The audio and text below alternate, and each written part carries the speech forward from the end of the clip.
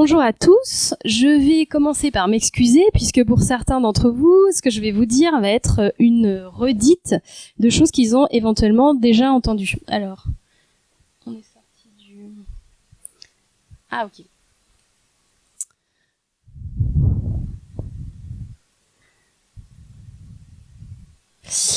Donc, pour commencer, je vais vous rappeler un peu ce qu'est le programme Vitam, pour bien poser les choses.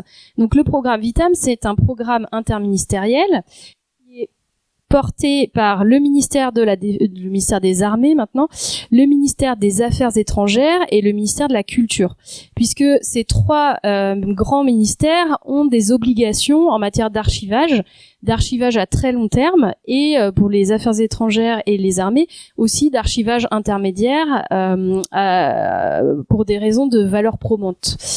Donc ces trois ministères devant faire face au défi de l'archivage numérique ont décidé de s'associer pour développer ensemble une solution logicielle d'archivage de back-office et ensuite de l'intégrer chacun dans leur environnement pour constituer leur plateforme d'archivage numérique.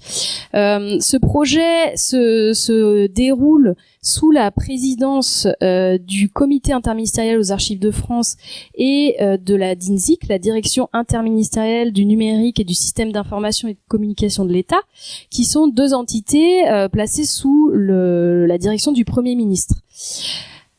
Donc, une fois qu'on a dit ça, on avait une question de financement pour ce développement de logiciels et on a eu un financement projet d'investissement d'avenir et ce qui nous a été donné par le CGI, le Commissariat général aux investissements.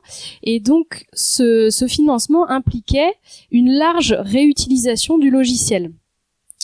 C'est en fait la raison pour laquelle on est tous ici aujourd'hui, puisque pour favoriser cette diffusion et cette large réutilisation, on a décidé de faire ce logiciel en méthode agile et surtout en logiciel libre pour pouvoir permettre de créer en fait un bien commun qui peut être réutilisé par toutes les entités qui le souhaiteraient. Voilà. Ce qui fait que ça peut nous permettre de passer à la deuxième partie de ce schéma, qui est au-delà des trois ministères porteurs. Aujourd'hui, on a 15 partenaires avec lesquels on a fait des conventions de partenariat, parce que ces entités-là souhaitent soit effectuer un POC Vitam, une expérimentation du logiciel, soit ont déjà un projet suffisamment avancé pour partir directement en production et envisager un projet de mise en production de Vitam. Donc, pour faire rapide, on a des entités qui sont de tailles vraiment différentes, avec des stratégies qui vont vraiment aussi être différentes. On a le CINES, donc qui est présent dans la salle, qui s'interroge sur le renouvellement de sa plateforme, puisque le CINES est un des rares acteurs qui aujourd'hui a une grosse plateforme d'archivage numérique en production. On a des établissements comme la CNAM, l'assurance maladie, qui ont un besoin d'archivage à valeur probante sur de très très grosses volumétries, puisqu'on est sur de l'archivage de 1 milliard d'objets par an. On a des établissements comme le CEA qui ont là, vous vous en doutez, un sujet un peu de criticité des données et d'archivage à long terme. Et on a des établissements qui sont de taille plus réduite peut-être, comme les conseils départementaux de l'Hérault ou du Vaucluse, qui sont des collectivités, ou le musée du Quai Branly, où là on va être sur des expérimentations qui vont plus viser à savoir si Vitam peut être utilisé dans un petit contexte par rapport aux autres projets qui visent une utilisation de très forte volumétrie de données. Puisque ça, c'était un peu l'objectif de départ, c'est que Vitam doit permettre d'assumer l'archivage pour l'archivage intermédiaire et l'archivage définitif, donc sur des durées très longues, mais surtout pour des volumétries qui peuvent être très importantes. Et je vais quand même en parler puisqu'ils sont là aussi. Sur le schéma, vous voyez LocArchive, puisque LocArchive est le premier utilisateur de Vitam privé. Mais détailleront ça mieux que moi. Voilà pour ce que je voulais vous dire sur cette partie. Donc sur le calendrier, donc on a commencé bien avant 2016 les études pour savoir comment on allait faire ce projet, mais en gros le programme a été lancé officiellement en 2015 avec des développements qui ont débuté en 2016 et on avait un objectif de livraison d'une version par an. Donc on a versé un peu en retard la V1 de production du logiciel qui a été publié en mars 2018 et on a publié la V2 en fin d'année 2018, début d'année 2019. Là, on travaille aujourd'hui sur la livraison de la V3 qui sera la dernière version du programme puisqu'on a le programme Vitam en tant que tel a été lancé en 2015 pour une durée de 5 ans et donc je vais vous expliquer ce qui va se passer à partir de 2020. Juste ce schéma me permet aussi de placer, donc je l'ai dit, on est en agile, donc on est sur un rythme de livraison d'itération de 3 semaines et on publie donc pour le public y compris hors partenaire ce qu'on appelle les releases. Donc c'est les releases, c'est l'équivalent de 5 itérations. Donc toutes les 15 semaines on publie une version intermédiaire un peu plus aboutie que la version précédente et donc là on est en train de travailler à la publication de la release 10 qui va être publiée vraiment incessamment sous peu et donc on attend une release 11 à l'été et une dernière release, la release 12 à la fin de l'année. Alors, le contexte normatif, je vais pas trop le détailler puisqu'a priori, ça fera partie un peu des interventions qui vous seront faites par XDMAT. Juste pour vous dire que on s'efforce de respecter un contexte normatif foisonnant, c'est le moins qu'on puisse dire. Juste les éléments à retenir, c'est qu'on va avoir des obligations qui vont différer un peu suivant les utilisateurs, puisque pour le CEA et le ministère des Armées, on est très centré, on a des obligations sur le classifié de défense qu'on n'aura pas forcément dans les autres contextes. Et ce qu'il faut bien retenir, c'est que Vitam est conforme au CEDA 2.1. Donc là, il y a aussi pour les utilisateurs un peu une formation, une compétence à acquérir sur ce sujet-là. Voilà. Et ensuite, les normes que vous connaissez certainement, comme la 15489 ou la 42013. Donc, sur le modèle fonctionnel, là, c'est une représentation en fait un peu conforme à l'OAIS. C'est la modélisation de Vitam conforme à l'OAIS, sur lequel on a rajouté un grand domaine fonctionnel qui est la gestion des archives existantes, puisque, comme je l'ai dit, on fait de l'archivage aussi intermédiaire et on doit pouvoir potentiellement modifier les archives qu'on a fait rentrer ou tout simplement les éliminer, ce qui n'était pas forcément prévu dans le modèle tel qu'il existait. Là, vous avez un schéma plus technique qui me permet de vous montrer juste que la partie back-office, c'est celle-ci, et les services portés par Vitam sont interrogeables au moyen des API.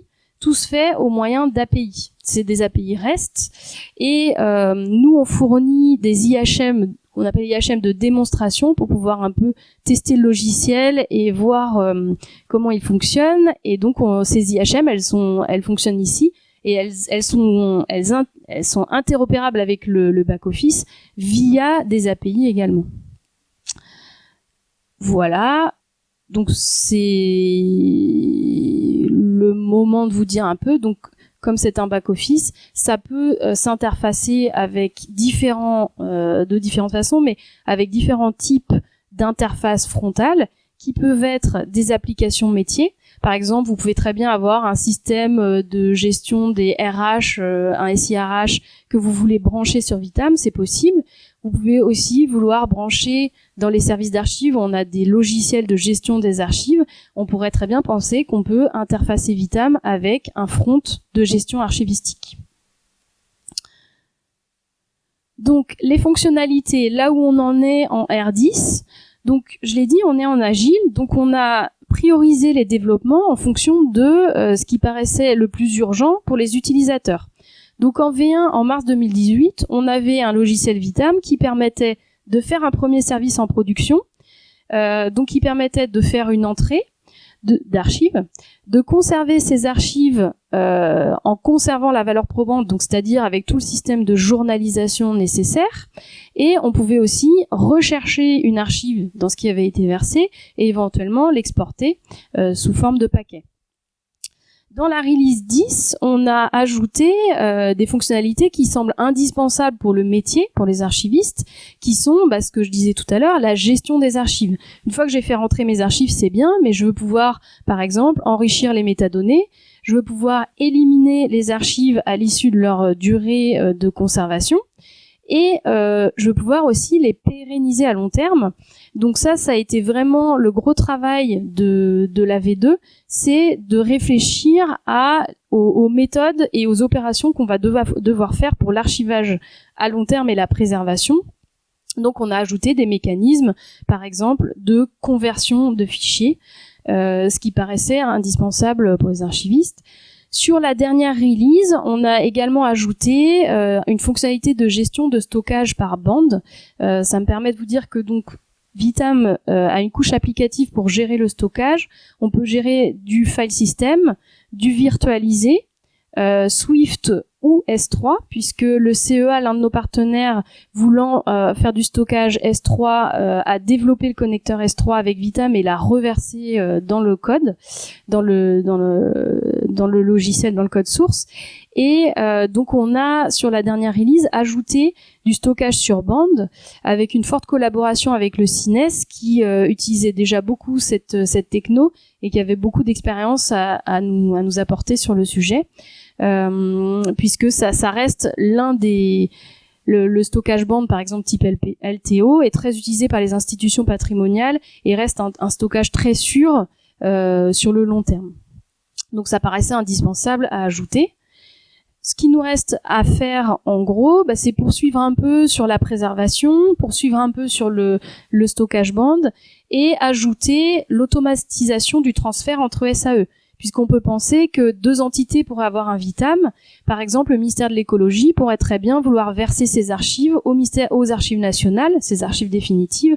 Donc il faut penser la réversibilité et le transfert entre SAE.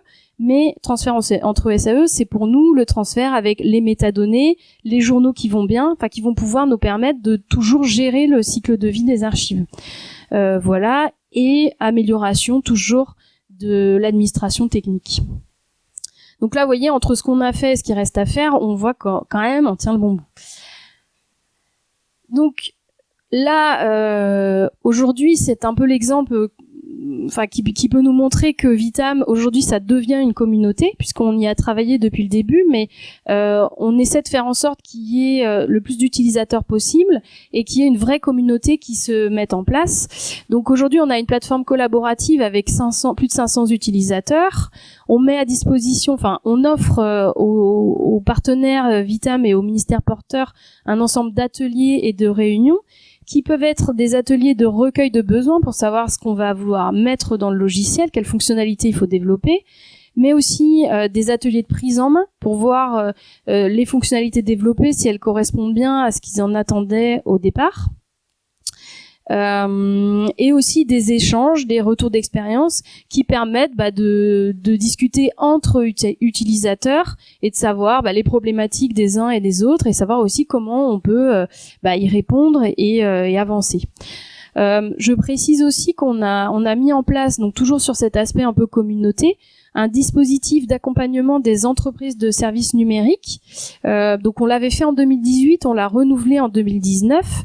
L'objectif, en fait, c'est d'expliquer un peu les concepts de Vitam, d'expliquer comment ça s'installe, comment ça s'exploite, comment fonctionnent les référentiels, l'administration fonctionnelle et technique, pour que on ait des entreprises qui puissent rendre du service auprès des utilisateurs publics Vitam dans le cadre de marchés publics et qui puissent fournir des prestations autour de Vitam. Donc voilà, ça on l'a fait en 2018 et 2019 et ça nous permet de donner une liste d'entreprises aux utilisateurs qui voudraient être accompagnés dans leur démarche Vitam. Et l'aspect communauté, dans le libre, c'est aussi ça. On a eu de premiers reversements de code par le CEA et LocArchive. Donc je le disais, le CEA c'était le connecteur S3 et LocArchive c'était sur l'utilisation, en lien avec les journaux, l'intégration de journaux extérieurs dans Vitam, si je me trompe pas. Voilà. Et donc, pour finir, je vous l'ai dit, Vitam. Le programme, ça s'arrête en 2019. Donc, qu'est-ce qui se passe après ? Après, c'est la MAC, puisque chez Vitam, on aime bien les acronymes. Donc, la MAC, c'est le dispositif de maintenance et amélioration continue. Donc, l'objectif, c'est de assurer la pérennité du logiciel à la fin du programme et aussi d'assurer sa mise à jour, la correction de bugs. On peut penser que les utilisateurs comme les Archives nationales qui vont recevoir la V3 en fin d'année 2019 vont peut-être avoir des demandes d'évolution en 2020 quand ils vont installer cette version. Donc l'objectif, c'est de maintenir la vie du logiciel, de maintenir aussi l'animation de la communauté avec un dispositif qui permet d'assurer la vie future de la solution logicielle Vitam. Donc on aura une équipe de 12 personnes avec toujours un pilotage par des personnes mises à disposition par les 3 ministères porteurs, Armée, Culture et Affaires étrangères, et toujours avec des entreprises, des prestataires pour la mise en œuvre avec des développements effectués par une entreprise qui aura gagné un marché public qui est en cours de rédaction et qui sera publié à l'été, avec une attribution a priori à l'automne. La nouveauté aussi, c'est que quand on a commencé en 2015, on avait 3 ministères porteurs. Aujourd'hui, en 2019, on a 3 ministères porteurs plus 15 partenaires. Donc pour assurer la représentation de ces partenaires, on va mettre en place un club utilisateur, toujours pour cet aspect communautaire, pour l'aspect animation, échange transverse entre les utilisateurs Vitam. Et donc la nouveauté, c'est que le club utilisateur désignera un membre qui sera associé à la comitologie, donc qui siégera au comité directeur et au comité de pilotage de la MAC et qui permettra de faire remonter des demandes, de demander des évolutions au nom des utilisateurs, de faire des retours dans cette comitologie, donc de participer un peu à la décision. Voilà, et donc des développements qui seront toujours libres et agiles. Donc le dispositif de maintenance tel qu'il a été défini est en train d'être validé puisqu'il y a une convention interministérielle qui est en cours de signature, qui circule là entre les ministères. Et donc pour valider le principe, et elle sera mise en œuvre a priori en 2020. Donc ça veut dire aussi, il faut quand même le préciser, que les 3 ministères porteurs continuent de financer les développements du logiciel. Par contre, les utilisateurs pourront, s'ils veulent bénéficier d'un service, d'un support, ou bénéficier de demander des évolutions qui leur sont un peu propres, auront le moyen de payer un ticket pour obtenir ces évolutions. Voilà. Et donc juste aussi pour info, on a les recrutements qui sont en cours pour cette nouvelle équipe. Donc l'objectif, c'est un peu de vous donner des éléments sur en effet l'actualité et la façon dont ça va être organisé par la suite. Et c'est aussi rassuré parce que c'est une question qui nous est souvent posée sur la vie du logiciel à partir de 2020, mais c'est vraiment pris en compte et c'est vraiment en cours de mise en œuvre. Donc nous on est je dirais confortable avec ça. C'est vraiment ça sera mis en œuvre et c'est en cours d'organisation aujourd'hui quoi. Voilà. Donc si vous avez des questions.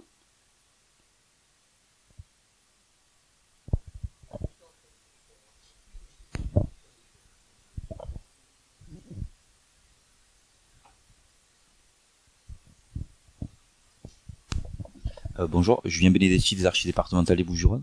En fait, c'était par rapport au club utilisateur et donc au système de tickets. Vous envisagez que ça passe comment? Par un système de conventionnement? On aurait un BPU pour savoir a priori combien ça nous coûte. Enfin voilà, administrativement, comment ça se passerait entre une collectivité par exemple et Vitam, sachant que Vitam n'est pas une entité en soi. Donc voilà.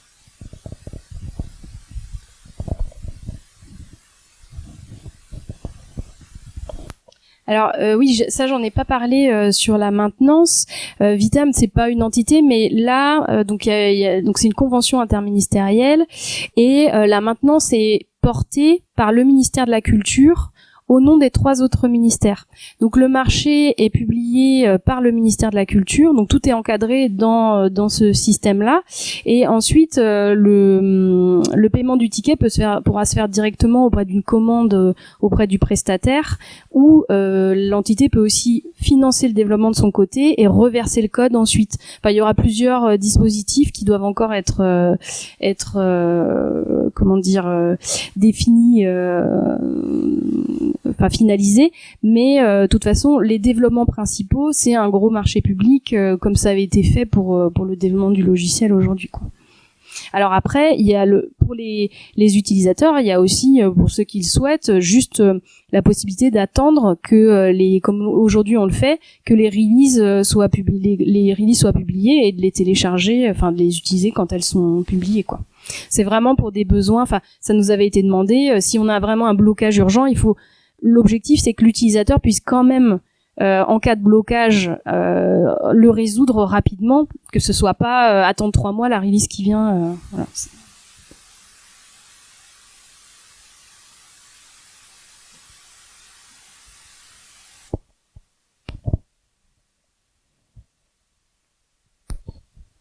Bonjour, Massis Bucalander, Société Atos. Petite question par rapport à...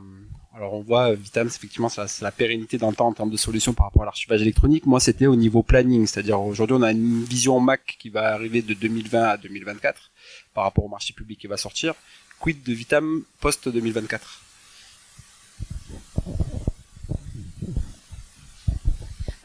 En effet, la convention, elle est pour 4 ans. Dans l'État, on travaille... Enfin, voilà, le programme, c'était 5. Bon. Ce qui est sûr, c'est que les ministères ont investi quand même des sommes importantes et ce sera leur système d'archivage numérique. Donc la maintenance, elle sera toujours prise en compte par la suite parce que maintenant personne n'a plus le choix, quoi. Donc la forme de la maintenance dans 4 ans, est-ce que ça restera le même système ou est-ce que ça changera ? A priori, ça restera le même système. Enfin, je pense que maintenant les choses sont actées et puis justement, plus on a une communauté importante, plus la décision est circonscrite par les demandes des utilisateurs.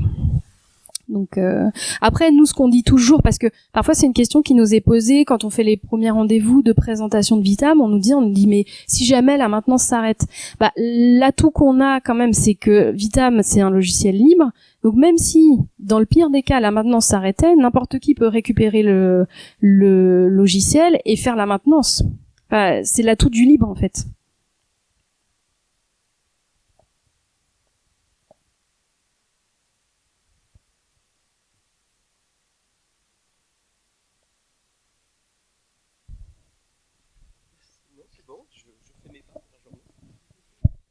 Bonjour. Donc on a bien compris en fait le panorama de tous les partenariats que vous avez mis en place. Je voudrais connaître un petit peu le rôle de la NSSI. Si la NSSI intervient sur, on va dire, la définition de certains besoins en matière de développement et voire même de vision à long terme de la solution.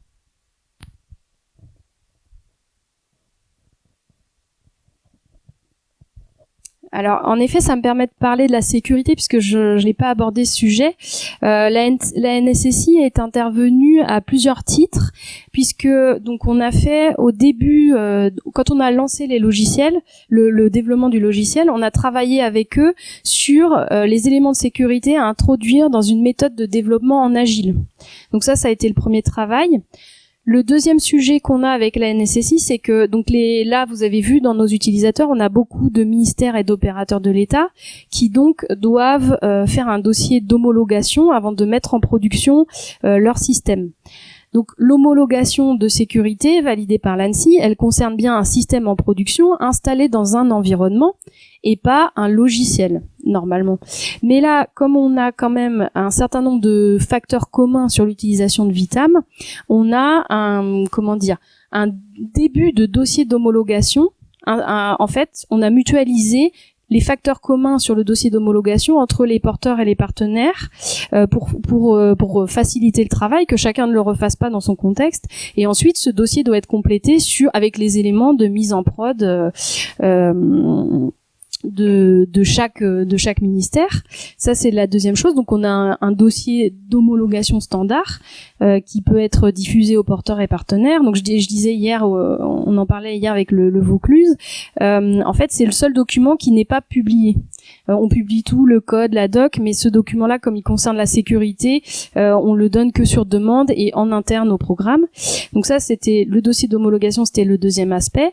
Et en fait, à chaque publication de versions majeures, on a donc une commission d'homologation qui vérifie l'état du logiciel et donc qui est coprésidée, enfin dans laquelle l'ANSSI intervient. Ça c'est le troisième aspect et ça fait partie de la démarche d'homologation, mais on a aussi une audit de code à chaque release par un prestataire extérieur qui va regarder l'état du code pour faire un retour sur les éléments de sécurité.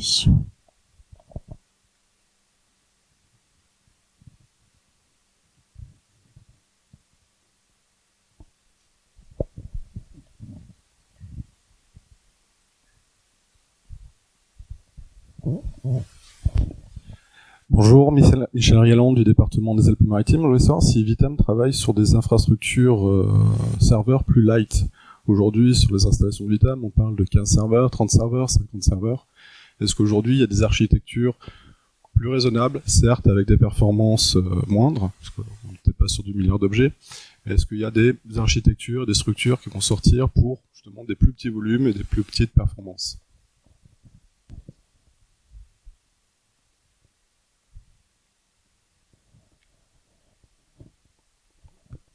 Alors, du coup, il y a une configuration minimale.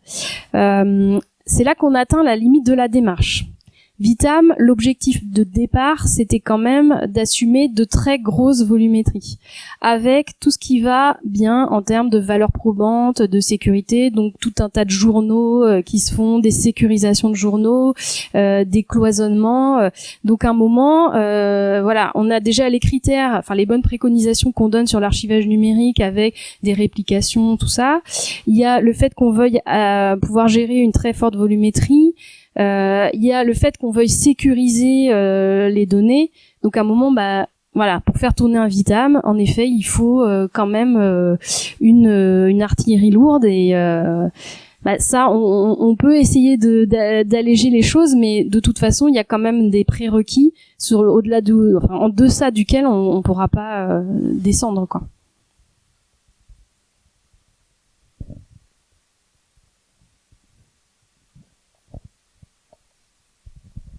Il reste encore le temps pour une question.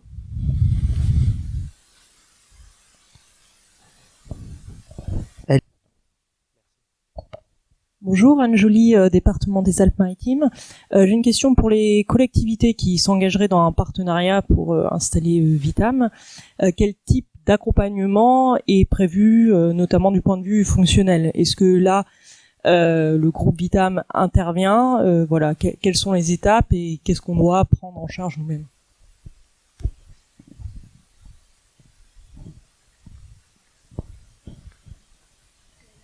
C'est la dernière, j'ai dit.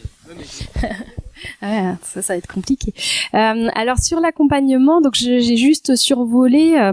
Donc dans le cadre du partenariat, on met un support d'accompagnement des utilisateurs, tant technique que fonctionnel, mais qui reste assez light. Ce qu'on dit toujours, c'est qu'on vient pas faire la conduite de projet à la place du partenaire. Donc ce qu'on met à disposition, c'est tout d'abord les outils numériques. Donc on a une plateforme Jalios dans lequel on peut mettre à disposition tout un tas de documents, de comptes rendus de réunion, de supports de présentation. Sur l'aspect fonctionnel, mais c'est aussi valable pour l'aspect technique, on met un effort assez conséquent sur la documentation pour que le produit soit le plus utilisable en autonomie possible. Donc pour bien expliquer les concepts, pour bien expliquer comment ça fonctionne. Donc ceux qui sont déjà allés voir verront que la documentation est très conséquente. Ensuite, on a donc on organise un ensemble de réunions, mais qui sont plutôt dans l'ensemble plutôt transverses. Donc on a des multilatérales pour les techniques, des multilatérales pour les archivistes qui sont une fois par mois, dans lequel on va qui prennent souvent la forme d'ateliers pour bien expliquer les concepts ou les fonctionnalités qu'on veut développer, ou au contraire interroger les utilisateurs sur leurs besoins pour savoir ce qu'on va développer. ça, c'est l'aspect transverse et collectif. Après, dans le cadre de l'accompagnement, on peut aussi faire des bilatérales, c'est-à-dire, on le fait pas tous les jours, mais de temps en temps, on peut venir et voir avec l'entité tous les points qui sont, qui portent, enfin, qui interrogent, ou tous les éventuels blocages, savoir comment mettre en œuvre le logiciel. Donc là, par exemple, on l'a fait au Quai Branly récemment, c'est-à-dire qu'on a fait une journée d'atelier. On est venu chez eux et puis on a travaillé avec eux sur comment faire le référentiel, voilà, comment administrer fonctionnellement le logiciel. Et là, comme on avait beaucoup de docs, mais on trouvait que c'était encore trop peu, on va vous proposer des fiches administrateurs qui seront plus restreintes et peut-être plus, plus opérationnelles pour justement savoir. Il y a une fiche, par exemple, sur le contrat d'entrée. Je ne sais pas comment, voilà, à quoi sert le contrat d'entrée, je ne sais pas comment le créer ou comment je vais m'en servir. C'est quelques éléments pour définir chaque notion et pour vous dire comment l'utiliser dans le logiciel. Donc, il y a un accompagnement, voilà, qui est sur de la doc et des choses écrites et mises à disposition. Et puis, voilà, il y a un accompagnement, un support. En fait, dans Jalios, il y a la possibilité de poser des questions. Il y a des forums de discussion où les utilisateurs peuvent poser leurs questions pour avoir une réponse le plus rapidement possible. Et il y a aussi un accompagnement qui peut être sur place en venant chez vous faire des ateliers ou étudier vos problématiques. Après, c'est aussi pour ça qu'on a fait le dispositif ESN, parce qu'on a bien conscience que avec 15 partenaires, on peut pas non plus faire un accompagnement très resserré. Donc du coup, le dispositif ESN est là pour ça, c'est-à-dire avoir des entreprises qui peuvent vous faire des prestations si nous, quand nous on s'arrête, avoir un relais avec des prestations de services si c'est nécessaire, quoi. Juste pour finir, du coup, je n'ai pas insisté, mais c'est vrai que là aujourd'hui on a 2 collectivités qui veulent justement tester Vitam, voir si ça peut correspondre en termes de lourdeur d'administration ou en termes fonctionnels à leurs besoins. Donc il y a peut-être aussi maintenant sur l'aspect des sous-groupes qui peuvent se mettre en place pour faire travailler ensemble d'un point de vue fonctionnel, par exemple, les collectivités qui veulent tester pour que chacun ne le fasse pas de son côté, mais le faire collectivement pour gagner du temps et puis découvrir ensemble le produit. Donc ça peut s'organiser aussi peut-être.